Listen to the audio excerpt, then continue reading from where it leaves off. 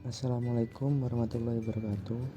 Perkenalkan, nama saya Muhammad Rafli Ardiansyah dari kelas Akuntansi Syariah 4E. Di video kali ini, saya akan memaparkan tentang akuntansi gadai syariah atau RAN dan untuk memenuhi tugas UAS mata kuliah akuntansi lembaga keuangan syariah. Bagi teman-teman yang belum tahu apa itu akuntansi gadai syariah dan gimana contoh soal dan transaksinya, mari kita simak video berikut. Akuntansi gadai syariah atau RAN dengan dosen pengampu Fathur Rahman Al-Banjari SE.ME. Pengertian gadai atau RAN yaitu dibagi menjadi 3. Yang pertama menurut Sri Y. Susilo, penggadaian adalah suatu hak yang diperoleh seseorang yang mempunyai piutang atas suatu barang bergerak. Yang kedua, secara bahasa adalah al-subut al-dawam yang memiliki arti tetap dan kekal. Yang ketiga, secara istilah menurut Al-Qurtubi adalah menahan sebuah barang yang dimiliki orang yang berhutang oleh pihak yang memberikan utang sebagai bentuk jaminan sampai pihak yang berhutang dapat melunasi utangnya. Gadai atau RAN secara istilah adalah sebuah akad penyerahan sebuah barang yang memiliki nilai ekonomis sebagai bentuk sebuah jaminan atas utang sehingga orang yang menyerahkan dapat mengambil manfaat, yaitu berupa utang. Selanjutnya, dasar hukum dibagi menjadi 3, yaitu yang pertama Al-Quran. Ayat-ayat Al-Quran yang dapat dijadikan dasar hukum perjanjian gadai adalah Quran Surat Al-Baqarah ayat 282 dan 283. Yang kedua, Al-Sunnah dari Anas. Ia berkata, Nabi Shallallahu Alaihi Wasallam pernah menggadaikan sebuah baju besi kepada seorang Yahudi di Madinah, dan Nabi mengambil gandum dari si Yahudi itu untuk keluarganya. Yang ketiga, ijtihad berdasarkan Al-Quran dan hadis. Tersebut menunjukkan bahwa transaksi atau perjanjian gadai dibenarkan dalam Islam. Selanjutnya yaitu rukun gadai syariah dibagi menjadi 5. Yang pertama, orang yang menggadaikan disebut ar-rahin, orang yang menerima gadai disebut al-murtahin, barang yang digadaikan disebut al-marhun, utang disebut al-marhun bih, sigot disebut ijab dan qabul. Selain itu juga ada syarat gadai syariah dibagi menjadi 3, yaitu yang pertama orang yang bertekad. Kecakapan bertindak hukum menurut jumhur ulama adalah orang yang telah balik dan berakal. Yang kedua, sigot tidak boleh terikat dengan syarat tertentu dan juga dengan suatu waktu di masyarakat depan.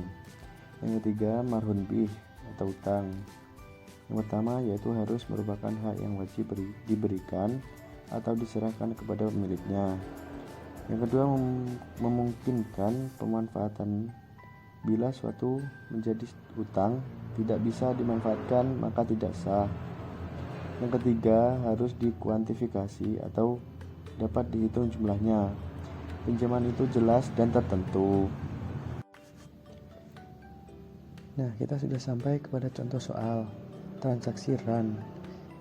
Contoh soalnya yaitu pada tanggal 14 Agustus, Pak Agus datang ke Pegadaian Syariah Bondowoso untuk menggadaikan 1 unit sepeda motor Honda Scoopy atas namanya sendiri yang akan digunakan untuk tambahan keperluan usaha.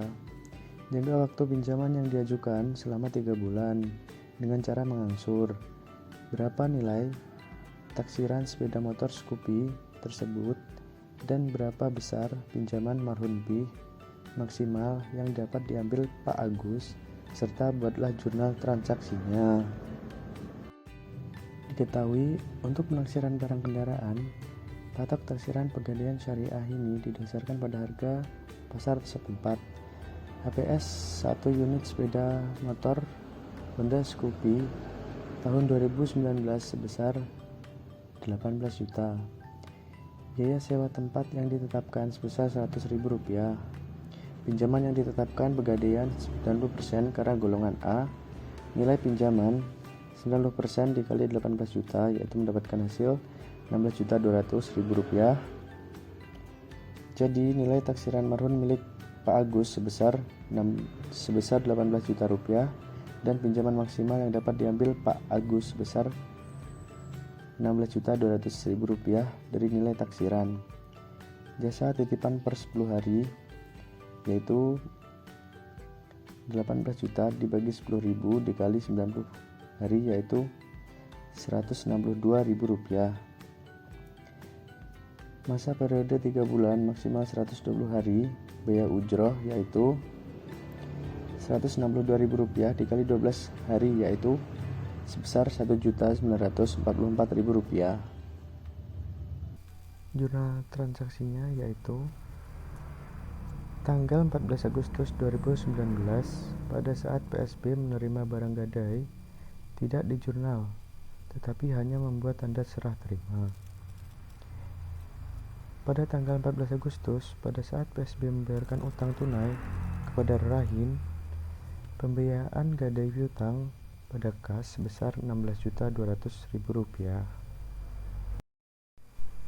Selanjutnya yaitu pada tanggal 14 Agustus 2019 Rahim membayar biaya administrasi yaitu kas pada pendapatan biaya administrasi sebesar 100.000 rupiah. Selanjutnya yaitu pada tanggal 24 Agustus 2019 pada saat menerima uang untuk biaya sewa atas manfaat aset atau sewa tempat yang merupakan pendapatan sewa bagi PSB yaitu kas pada pendapatan sewa sebesar Rp162.000. Pada tanggal 11 September 2019 Pak Agus memilih mengangsur marhun Bih kepada PSB sebesar 10 juta rupiah yaitu kas pada pembiayaan gadai atau piutang sebesar 10 juta rupiah. Selanjutnya, pada tanggal 12 Oktober 2019, angsuran kedua dilunasi oleh Pak Agus kepada PSB sebesar 4.200.000 yaitu kas pada pendapatan sewa sebesar 4.200.000 rupiah. Sisanya tanggal 13 November 2019 sebelum jatuh tempo, Pak Agus melunasi sisa marhun B dan barang gadai dikembalikan dengan membuat tanda serah terima serta membayar ujrah sesuai kesepakatan di awal akad sebesar Rp1.944.000 yaitu kas pada pembiayaan gadai piutang sebesar Rp2 juta, kas pada pendapatan ujrah sebesar Rp1.944.000. Terima kasih sudah mendengarkan pemaparan materi dari saya.